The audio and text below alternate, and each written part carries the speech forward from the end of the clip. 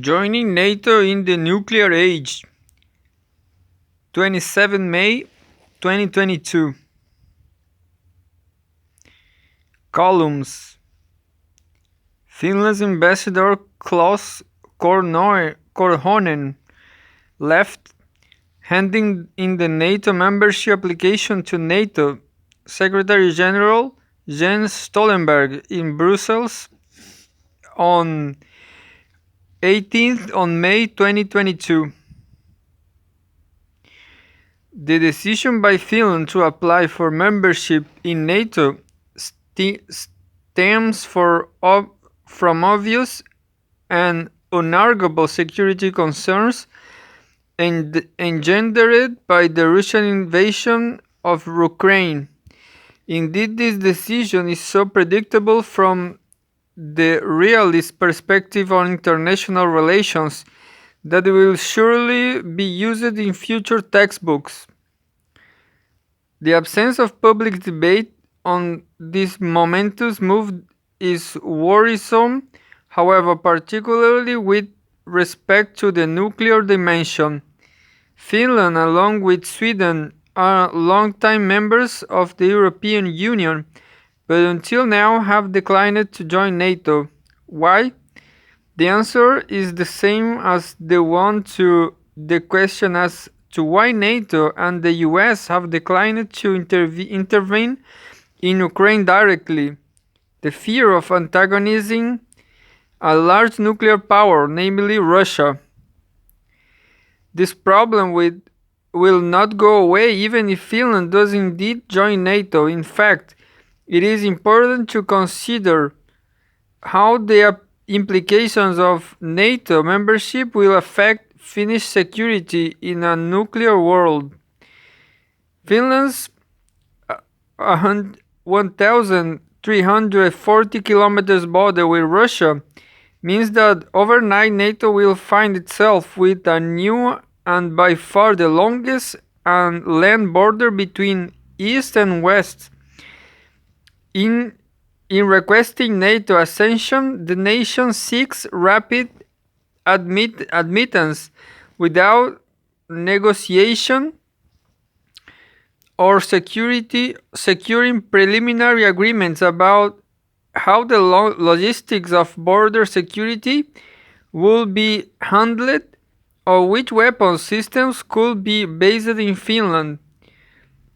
Prime Minister Marin has stated that NATO has no interest to put nuclear weapons or bases in Finland, but there can be no guarantee that Brussels and Washington agree, or that even if they do, they will not later change their mind.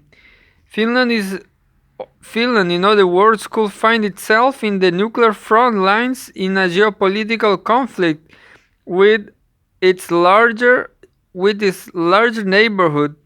How could this affect Finnish security? Answers may lie in Russia's evolving nuclear posture and declaratory policy.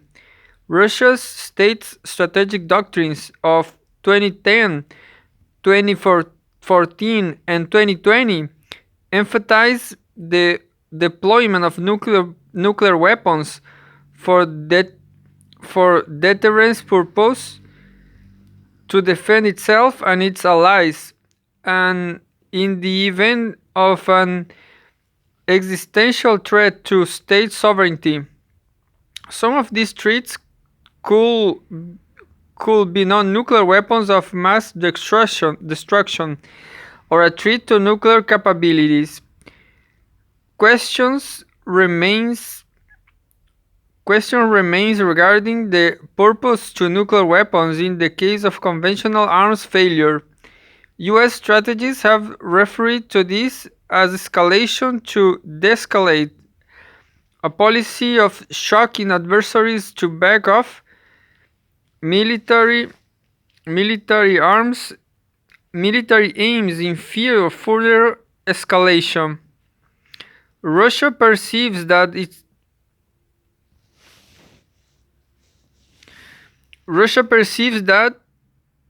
security concerns result from NATO expansion.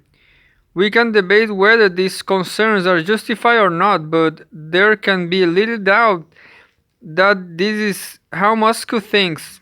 Why?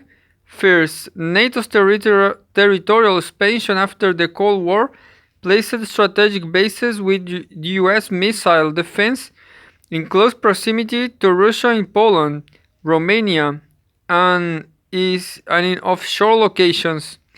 Second, given the US bid for full spectrum military dominance in all three theaters and its ongoing attempts to overcome Russia's relative second strike capability, Moscow is confronted with real strategic vulnerability. With Finland's ascension, US missile defense system could be even closer to the Russian homeland, intensifying Russian fears of broad strategic vulnerability. This is a dangerous step to take against a powerful nuclear state.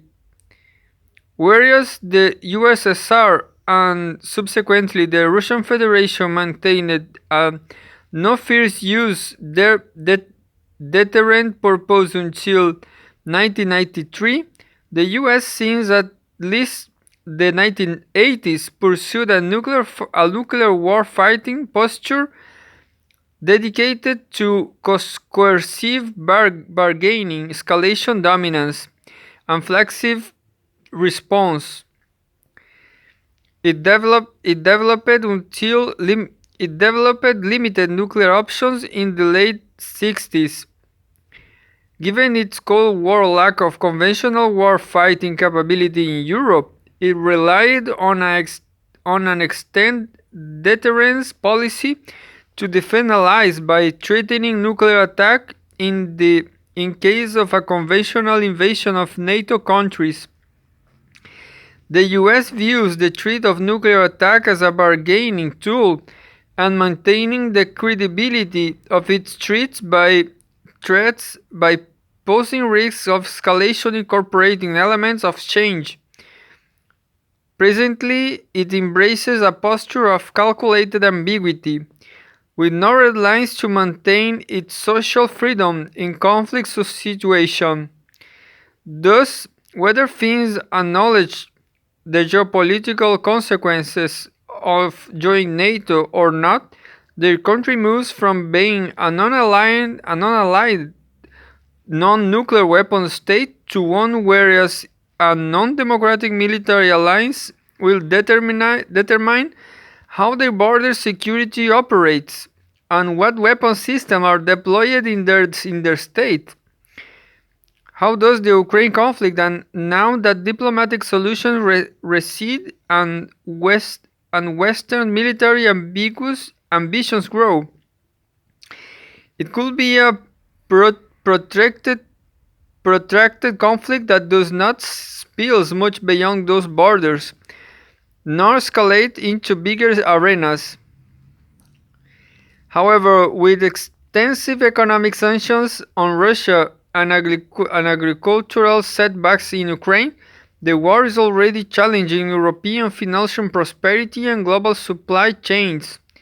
While Western nations are certain of Russia's moral transgression, many nations either supported Russia, including China, or abstained in recent UN voting.